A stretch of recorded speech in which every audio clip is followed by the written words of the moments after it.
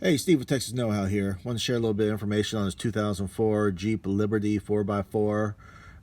It is time to change out these tweeters here in my daughter's car. As you can see here, they're underneath the dash.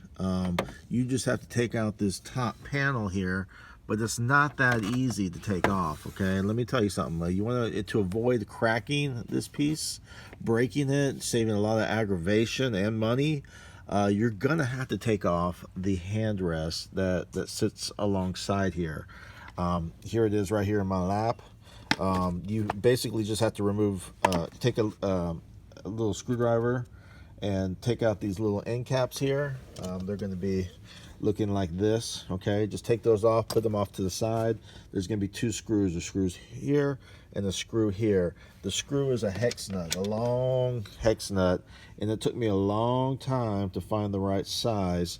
Actually, I had one for my Craftsman tool set, and it's a hex extractor 732. Okay, 732.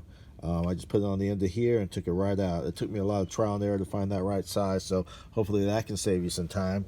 But one of the things I wanted to tell you is you just can't pull it up right here. As you can see here, there's this lip that sits underneath here, and the end of the side trim actually goes into that one piece. So if you try to pull this out and you put too much force on it, you're gonna break this whole piece right here, and it's not gonna, you're not gonna feel good about it. Okay, and there's your pocketbook. So just want to let you know you're gonna take those off. So take off the ends. Okay, it's just two screws, one here, and then you're gonna do the other one right there. Okay, and then you'll be able to pop off this whole panel. And the way I pop it off is I just got a kitchen spatula. Don't tell my wife. I got a kitchen spatula, and I just pried it in here, and there's just these clips that come in, that come right out. Okay, and then just install it in the opposite way. And then as you see here, there's those little tweeters here. I'm gonna replace those.